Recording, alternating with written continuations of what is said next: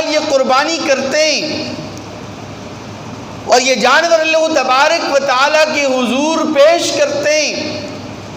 حضرت ابراہیم خلیل اللہ علیہ السلام کی سنت عظیمہ کو تازہ کرتے ہیں، اس کا فلسفہ کیا ہے؟ اللہ تبارک و تعالیٰ نے حضرت ابراہیم علیہ السلام کو حضرت ہاجر کے بطن سے ایک فرزند ارجمند عطا کیا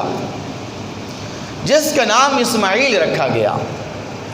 اور یاد رکھیں یہ حضرت ہاجر نام ہے، ہاجرہ نام نہیں ہے۔ لوگ ہاجرہ کہتے ہیں، اما ہاجرہ، تو ہاجرہ نہیں، ہاجر ہے۔ نام اسماعیل رکھا گیا۔ اب آپ اس نام پر غور کریں کہ یہ نام کتنا عظیم ہے، یہ نام کتنی عظمتوں والا ہے۔ جب آپ کسی دینی محفل کے اندر بیٹھیں، جمعۃ المبارک کا خطبہ سنیں، تو اپنی معلومات کے اندر بھی اضافہ کیا کریں، صرف کانوں کی تفریح کے لیے گفتگو کو مت سنا کریں۔ تو اسماعیل یہ سمیع یسمع سے ہے، اور سمیع یسمع کے معنی سننے کے ہیں، اور ایل کے معنی اللہ کے ہیں۔ تو اب اسماعیل کا معنی یہ ہوا کہ اللہ نے سن لی۔ کیا مطلب؟ کہ حضرت ابراہیم علیہ السلام نے اللہ تبارک و تعالیٰ سے دعا کری کہ یا ربا مجھے نرینہ اولاد عطا فرما، تو اللہ تبارک و تعالیٰ نے حضرت ابراہیم علیہ السلام کی دعا سن لی اور آپ کو نرینہ اولاد کی صورت میں اسماعیل عطا فرما دیا۔ اور دوسری بات یہ کہ ذبیح اللہ حضرت اسماعیل علیہ السلام ہے، اسحاق علیہ السلام نہیں ہے جیسے کہ بعض لوگ کہتے ہیں۔ راجح قول یہ ہے، مفسرین اکرام کا مفتح بہی قول یہ ہے، حتمی قول یہ ہے، حتمی رائے یہ ہے کہ یہ ذبیح اللہ حضرت اسماعیل ہیں، نہ کہ حضرت اسحاق علیہ السلام۔ اس کی کیا وجہ ہے؟ اس کی وجہ یہ ہے کہ پہلی بات تو یہ ہے کہ اسحاق علیہ السلام کے لیے قرآن جو لفظ استعمال کرتا ہے وہ بھی غلام علیم استعمال کرتا ہے، اور علیم کے معنی یہ کہ علم والا، جاننے والا، یعنی بعد میں یہ اسحاق اللہ کا نبی بنے گا اور علم والا ہوگا، صاحب علم ہوگا۔ اور دوسری بات یہ کہ قرآن کہتا ہے وَمِن وَرَاءِ اسحاق وَيَعْقُوبَ نَافِلَةٌ، کہ اسحاق علیہ السلام پیدا ہوں گے، ان کی اولاد بھی ہوگی، اور پھر اللہ تبارک و تعالیٰ انہیں نبوت سے بھی سرفراز فرمائیں گے۔ اب اگر ذبیح اللہ حضرت اسحاق علیہ السلام کو قرار دیا جائے تو پھر تو یہ آزمائش ہی نہیں تھی، پھر تو ابراہیم علیہ السلام کے لیے کوئی آزمائش ہی نہ تھی، کیونکہ ابراہیم علیہ السلام یہ سمجھ جاتے کہ یہ تو کوئی ایسا ہی خواب ہے، کیونکہ اسحاق نے تو پیدا ہونا ہے اور اس کے بعد اس کی اولاد بھی ہونی ہے، اس کے بعد اس کو نبوت بھی ملنی ہے۔ تو اس لیے ذبیح اللہ حضرت اسحاق علیہ السلام نہیں ہے، بلکہ حضرت اسماعیل علیہ السلام ہے۔ اور پھر حضرت اسماعیل علیہ السلام کے لیے قرآن جو لفظ استعمال کرتا ہے فَبَشَّرْنَاهُ بِغُلَامٍ حلیم کے لفظ استعمال کرتا ہے، اور حلیم کے معنی بردبار کے، حلیم کے معنی صبر و استقامت والے کے، حلیم کے معنی صبر و تحمل والے کے ہیں۔ تو اس لیے علماء اور فقہاء اعظام نے اور مفسرین اکرام اور محدثین اعظام نے اسی بات کو ترجیح دی ہے، اور ان کا راجح قول یہی ہے کہ ذبیح اللہ حضرت اسماعیل علیہ السلام، اسحاق علیہ السلام۔ بہرحال حضرت ابراہیم خلیل اللہ علیہ السلام نے 8 ذی الحج کو ایک خواب دیکھا، اور خواب میں انہوں نے دیکھا کہ وہ اپنے بیٹے اسماعیل کے گلے پر چھری پھیر رہے ہیں، یعنی ان کو ذبح کر رہے ہیں۔ تو ابراہیم علیہ السلام صبح اٹھے تو تردد کے اندر پڑ گئے، شک میں پڑ گئے، آج کل کی اصطلاح میں کنفیوز ہو گئے کہ یہ کیسا حکم مجھے دیا جا رہا ہے کہ میں اپنے بیٹے کے گلے پر خود چھری پھیر رہا ہوں، اس کو ذبح کر رہا ہوں۔ اس لیے اس دن کا نام یوم الترویہ پڑ گیا، یعنی شک والا دن، تردد والا دن۔ دوسرے دن حضرت ابراہیم علیہ السلام نے پھر خواب دیکھا کہ وہ اپنے بیٹے کے گلے پر چھری پھیر رہے ہیں۔ تو چونکہ اللہ تبارک و تعالیٰ کے نبی کا جو خواب ہوتا ہے یہ بھی وحی کے حکم میں ہوتا ہے۔ تو ابراہیم علیہ السلام کے سامنے حقیقت واضح ہو گئی، صورتحال واضح ہو گئی، اور وہ سمجھ گئے، پرکھ گئے، جانچ گئے کہ واقعتاً مجھے اپنے بیٹے کو ذبح کرنے کا حکم دیا جا رہا ہے۔ اور صورتحال واضح اس لیے بھی ہوئی کہ حضرت ابراہیم علیہ السلام تسلسل کے ساتھ آزمائشوں اور امتحانات سے گزرتے ہوئے چلے آ رہے تھے۔ پہلے حضرت ابراہیم علیہ السلام کو وطن سے دربدر کیا گیا، گھر سے نکال دیا گیا، پھر ابراہیم علیہ السلام کو آگ کے اندر ڈالا گیا، یہ بہت بڑی آزمائش تھی۔ پھر اس کے بعد حضرت ابراہیم علیہ السلام نے جب ہجرت کی تو مصر کے جنگل کے اندر بدتینت قسم کے بادشاہ کا سامنا ہوا، وہ بہت بڑی آزمائش تھی۔ پھر ابراہیم علیہ السلام کے لیے یہ بھی کوئی آزمائش کم نہ تھی کہ آپ اپنے شیرخوار بچے، دودھ پیتے بچے اسماعیل کو اور اس کی والدہ ہاجر کو ایک کھلے میدان میں اور بیابان ویران جنگل کے اندر چھوڑ کر آپ چلے آئیں۔ تو ابراہیم علیہ السلام سمجھ گئے کہ یہ میرے لیے آزمائش ہے اور یہ تمام آزمائشوں سے بڑھ کر ہے، اس لیے اب میں نے اس آزمائش میں بھی پورا اترنا ہے اور اللہ کے اس حکم کو عملی جامہ پہنانا ہے۔ تو تیسرے دن حضرت ابراہیم علیہ السلام نے اس حکم کو عملی جامہ پہنایا، تو اس لیے اس دن کا نام یوم النحر پڑ گیا۔ دوسرے دن کا نام یعنی 9 ذی الحجہ کا دن یوم عرفہ، معرفت والا دن، وضاحت والا دن، اور تیسرے دن کا نام یوم النحر۔ جب تیسرے دن آپ نے خواب دیکھا اور خواب کو عملی جامہ پہنایا تو یوم النحر قربانی والا دن، اپنے بیٹے اسماعیل کے گلے پر چھری پھیرنے والا دن۔ حضرت ابراہیم خلیل اللہ علیہ السلام نے تیسرے دن اس خواب کو دیکھنے کے بعد اپنے اس بیٹے کے گلے پر چھری پھیرنے کا عزم مصمم کیا، تو دوسری طرف عالم کو منور کرنے والا آفتاب عالم تاب افق مشرق سے برآمد ہوا اور سورج کی لمبی لمبی کرنیں عرب کے اونچے اونچے پہاڑوں سے ٹکرانے لگی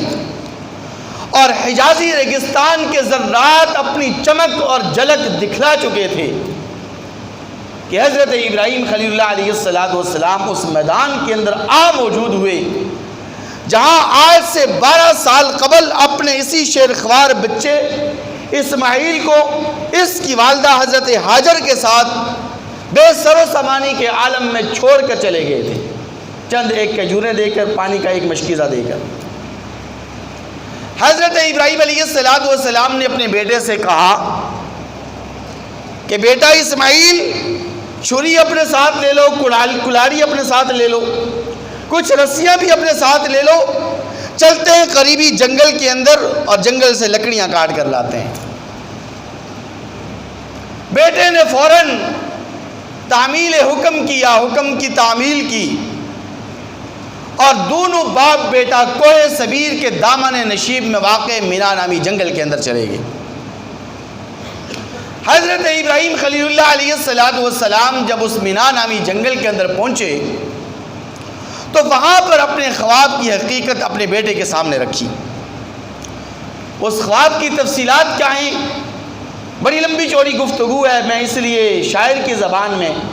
چند ایک الفاظ کے اندر اس کا خلاصہ پیش کرتا ہوں۔ شاعر کہتا ہے، پدر بولا بیٹا رات میں نے ایک خواب دیکھا ہے۔ پدر کہتے ہیں فارسی زبان میں باپ کو، والد کو۔ پدر بولا بیٹا رات میں نے ایک خواب دیکھا ہے، کتاب زندگی کا ایک نرالہ باب دیکھا ہے۔ یہ دیکھا ہے کہ میں تجھ کو ذبح کرتا ہوں، یہ دیکھا ہے کہ میں تجھ کو ذبح کرتا ہوں، باذن خداوندی تیرے لہو سے اپنے ہاتھ بھرتا ہوں۔ جب بیٹے نے خواب سنا تو خواب سننے کے بعد ابراہیم علیہ السلام نے پوچھا کہ بیٹا اب بتا تیری رائے کیا ہے؟ تو سوال یہ پیدا ہوتا ہے کہ جب اللہ کے نبی کا خواب وحی کے حکم میں ہے، وحی کے زمرے میں آتا ہے، تو ابراہیم علیہ السلام کو رائے لینے اور مشورہ لینے کی کیا ضرورت تھی؟ تو اس کا جواب مفسرین اکرام نے یہ دیا ہے کہ حضرت ابراہیم علیہ السلام نے رائے اور مشورہ اس لیے لینا چاہا کہ اگر بیٹا برضا و رغبت راضی نہ ہوا تو پھر رسیوں سے اس کو باندھنا پڑے گا، رسیوں سے بولیں باندھنا پڑے گا اور پھر زبردستی کرنی پڑے گی۔ لیکن بیٹا بھی تو باپ کا تربیت یافتہ تھا، ایک نبی کی گود میں نبی کی تربیت میں پلا بڑا تھا، اس لیے اس نے کہا یا ابت افعل ما تؤمر، اے والد محترم آپ کو جو حکم دیا گیا آپ اس حکم کو عملی جامہ پہنائیے، جہاں تک بات میری ہے تو ستجدنی انشاءاللہ من الصابرین، آپ مجھے صابرین میں سے پائیں گے۔ حضرت ابراہیم خلیل اللہ علیہ السلام جب اپنے اس بیٹے کے گلے پر چھری پھیرنے لگے تو دوسری طرف شیطان ابلیس لعین کے پیٹ میں درد اٹھا اور اس نے سوچا کہ بنی آدم اولاد آدم کے ہاتھوں اتنی عظیم قربانی کا سلسلہ جاری ہو ساری ہو، اس لیے اس نے روڑے اٹکانا شروع کر دیے اور وہ سب سے پہلے حضرت حاجر کے پاس آیا، کیونکہ عورت ذات نازک مزاج ہوتی ہے، دل کی کمزور ہوتی ہے، اس لیے سب سے پہلے حاجر کے پاس آیا اور حضرت حاجر کے پاس آ کر کہنے لگا کہ حاجر تم جانتی ہو کہ تمہارا خامن حضرت ابراہیم اپنے بیٹے کو کہاں لے کر گیا؟ حضرت حاجر نے جواب دیا کہ قریبی جنگل میں لکڑیاں کاٹنے کے لیے دونوں باپ بیٹا گئے۔ کہا نہیں، لکڑیاں کاٹنے کے لیے نہیں گئے، تیرا خامن تیرے بیٹے کو ذبح کرنے کے لیے لے کر گیا ہے۔ حضرت حاجر نے کہا یہ کون سی بات ہے بھئی، کیوں اپنے بیٹے کے گلے پر چھری پھیرے گا، کیوں اپنے بیٹے کو ذبح کرے گا؟ تو شیطان ابلیس نے کہا کہ تیرے خاوند کا خیال یہ ہے، حضرت ابراہیم کا خیال یہ ہے کہ خواب کے اندر اس کے رب نے اس کو حکم دیا کہ اپنے بیٹے کے گلے پر چھری پھیرو۔ اب حضرت حاجر کا ایمان افروز جواب سنیے، اور یہ میری مائیں بہنیں جو سن رہی ہیں وہ ممتا کے جذبات اور احساسات کو سامنے رکھ کر جواب سنیں کہ حضرت حاجر کیا خوبصورت جواب دیتی ہیں، کیا ایمان افروز جواب دیتی ہیں۔ حضرت حاجر نے کہا کہ جب حضرت ابراہیم کو اس کے رب نے حکم دیا ہے تو میں کون ہوتی ہوں اس کے رب کے حکم میں روڑے اٹکانے والی؟ میری کیا حیثیت، میری کیا مجال میں اس کے رب کے حکم میں رکاوٹ بنوں؟ اس لیے میری ماؤں بہنوں اور میری مسلمان ماؤں بہنوں،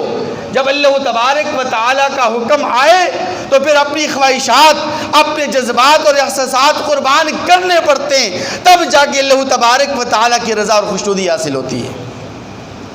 اور اللہ تبارک و تعالیٰ پھر ایسی نیک اور صالح خواتین کو خامن بھی حضرت ابراہیم جیسا عطا فرماتے ہیں۔ ایسی خواتین حضرت عائشہ رضی اللہ تعالی عنہا کو، حضرت خدیجہ رضی اللہ تعالی عنہا کو محمد عربی صلی اللہ علیہ وسلم جیسا خاوند عطا فرماتے ہیں۔ حضرت فاطمہ الزہرا رضی اللہ تعالی عنہا جیسی جب نیک اور صالح خاتون کوئی بنتی ہے تو اللہ تبارک و تعالی پھر حضرت علی رضی اللہ تعالی جیسا خاوند عطا فرماتے ہیں۔ پھر یہاں سے جب یہ ناکام اور نامراد ہوا تو پھر اس نے حضرت اسماعیل علیہ السلام کے پاس جا کر ان کے کان بھرنے شروع کیے اور کہا کہ اسماعیل تمہیں پتہ بھی ہے کہ تمہارا والد تمہیں کیوں ذبح کر رہا ہے؟ تو اس نے کہا کہ بس دندان شکن جواب دے کر کہا یہاں سے دفع ہو جا، اللہ تبارک و تعالیٰ کا حکم ہے، ہمارے رب نے حکم دیا ہے، میرا والد بزرگوار، میرے والد گرامی اللہ تبارک و تعالیٰ کے پیغمبر ہیں، اللہ کے نبی ہیں، اللہ کے حکم کی تعمیل کر رہے ہیں، یہاں سے دفع ہو جا مردود۔ اور پھر تیسرے مرحلے میں یہ حضرت ابراہیم کے پاس بھی آیا یہ بدبخت، اور حضرت ابراہیم علیہ السلام سے آ کر کہنے لگا کہ دیکھیے حضرت ابراہیم آپ اللہ کے نبی ہیں، اللہ کے پیغمبر ہیں، اگر واقعتاً آپ کو بیٹے کو ذبح کرنے کا حکم دیا جانا تھا تو آپ کو بذریعہ وحی بھی یہ حکم دیا جا سکتا تھا۔ آپ محض ایک خواب کی بنیاد پر اپنے بیٹے کو ذبح کر رہے ہیں، اکلوتا فرزند ہے آپ کا اور خوبصورت اور حسین و جمیل بیٹا ہے آپ کا، اور خواب کی تعبیر کوئی بھی ہو سکتی ہے، آپ ایسا کیوں کر رہے ہیں؟ تو حضرت ابراہیم علیہ السلام تو اللہ کے نبی تھے اور فہم و فراست سے، فہم و بصیرت سے جان گئے، پرکھ گئے کہ یہ شیطان مردود ہے۔ ایک دفعہ کنکریاں ماری، پھر آیا، پھر کنکریاں ماری، پھر آیا، پھر تیسری دفعہ کنکریاں مار کر اس کو دفع کیا، بگایا۔ اس لیے رمی جمرات جو حجاج کرام رمی جمرات اور کنکریاں مارتے ہیں شیطان کو، یہ حضرت ابراہیم علیہ السلام والا وہ عمل ہی ہے، اور ان کی سنت کو تازہ کرتے ہیں اور زندہ کرتے ہیں۔ بہرحال عالم کو منور کرنے والا آفتاب عالم تاب تقریباً ایک نیزہ چڑھ چکا تھا، اور حضرت ابراہیم علیہ السلام خوشی خوشی اس چھری کو پتھر کے اوپر رگڑ رگڑ کر تیز کر رہے تھے، اور خوش اس لیے ہو رہے تھے کہ اس وقت وہ اللہ تبارک و تعالیٰ کے ایک عظیم حکم کو بجا لا رہے تھے۔ اور حضرت ابراہیم علیہ السلام نے جب اپنے اس اکلوتے فرزند اور حسین و جمیل بیٹے کو ذبح کرنے کے لیے زمین پر بچھاڑ کر لٹا دیا تو فرشتوں میں کھلبلی مچ گئی، اور غیبی مخلوق میں ایک کوہرام سمجھ گیا، اور ساری کی ساری مخلوق حیران تھی کہ یہ اتنا عظیم حادثہ کس مصلحت کے تحت ہو رہا ہے، لیکن کس کی طاقت تھی، کس کو مجال تھی کہ وہ بارگاہ الہی کے اندر یہ عرض کر سکے کہ یا ربا یہ عظیم حادثہ کس مصلحت کے تحت پیش آ رہا ہے۔ اور دوسری طرف حضرت اسماعیل علیہ السلام اپنے والد بزرگوار کی مسلسل مدد بھی فرما رہے تھے، اور والد گرامی سے کہنے لگے کہ ابا جان آپ اپنے کپڑوں کو سمیٹ لیجئے کہ کہیں ایسا نہ ہو کہ جب آپ مجھے ذبح کریں تو میرے خون سے آپ کے کپڑے آلودہ نہ ہو جائیں۔ اللہ اکبر و کبیرہ۔ اور دوسری بات حضرت اسماعیل علیہ السلام نے یہ کہی کہ اے والد بزرگوار، اے والد گرامی، اے والد محترم، جب میری آپ اس خون آلود قمیص کو اتاریں تو اس خون آلود قمیص کو جا کر میری والدہ حضرت ہاجر کو دے دینا تاکہ وہ اس سے اپنے دل کی تسکین کر سکے۔ حضرت اسماعیل علیہ السلام کی جب یہ اطاعت اور فرمانبرداری کے جذبات اور احساسات حضرت ابراہیم علیہ السلام نے دیکھے، پرکھے اور جانچے تو اللہ تبارک و تعالیٰ کا شکر ادا کیا کہ اللہ تبارک و تعالیٰ نے مجھے کیسا مطیع و فرمانبردار بیٹا عطا کیا ہے۔ بہرحال حضرت ابراہیم خلیل اللہ علیہ السلام نے گلے پر چھری چلائی، لیکن چھری تھی کہ چلنے کا نام نہیں لے رہی تھی، کیونکہ اللہ تبارک و تعالیٰ نے چھری اور گلے کے درمیان پیتل کا ایک ٹکڑا حائل فرما دیا تھا۔ تو حضرت اسماعیل علیہ السلام یہ سمجھے کہ شفقت پدری حائل ہو رہی ہے، شفقت پدری رکاوٹ بن رہی ہے، تو عرض کیا کہ ابا جان لگتا یہ ہے کہ جب آپ میرے گلے پر چھری پھیرتے ہیں تو آپ کی نظر میرے چہرے پر پڑتی ہے، تو آپ کے دل میں میرے لیے ترس پیدا ہوتا ہے، رحم پیدا ہوتا ہے، شفقت پدری رکاوٹ اور حائل بن رہی ہے، اس لیے آپ مجھے زمین پر چت لٹا دیجئے، الٹا لٹا دیجئے، میرے شانے کے اوپر چڑھ جائیے اور خوب طاقت اور قوت کے ساتھ اور زور کے ساتھ چھری چلائیے۔ حضرت ابراہیم علیہ السلام نے ایسے ہی کیا،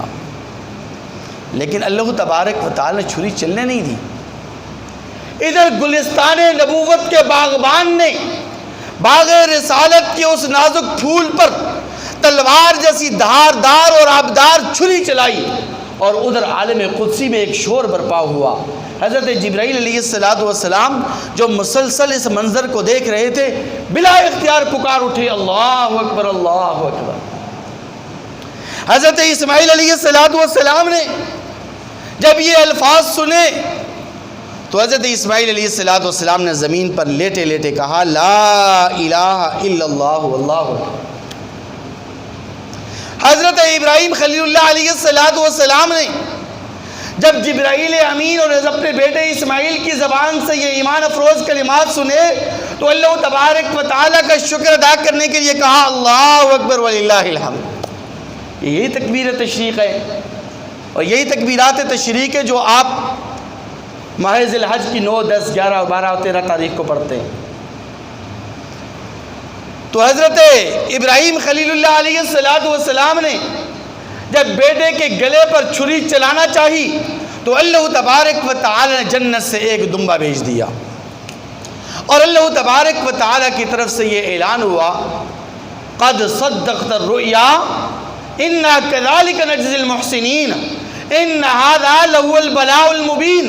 وفدیناہ بذبح عظیم وترکنا علیہ فی الآخرین۔ 23واں پارہ سورۃ الصافات کہ اے ابراہیم بس آپ آزمائش میں پورے اترے، آپ امتحان میں 100% کامیاب ہو گئے، آپ نے اپنا خواب سچا کر دکھایا۔ یہ بہت بڑی آزمائش تھی جس میں آپ 100% کامیاب ہوئے، اس لیے بیٹے کو ذبح کرنے کی ضرورت نہیں، یہ جنت سے آیا ہوا دمبا ہے، اس کے گلے پر چھری پھیر دیجئے، اللہ تعالیٰ آپ کی اس قربانی کو قبول فرما دیں گے۔ اب جب چھری چلی ہے تو حضرت اسماعیل علیہ السلام کے گلے پر نہیں چلی، بلکہ جنت سے آئے ہوئے ایک دمبے پر چلی ہے۔ اور حضرت اسماعیل علیہ السلام نے اپنے رب کو بھی راضی کیا اور اپنے والد ماجد کو بھی راضی اور خوش کیا، اور قیامت تک آنے والی تمام عالم انسانیت اور تمام ایمان والوں کے لیے اس مسنون عمل کو جاری و ساری فرما دیا۔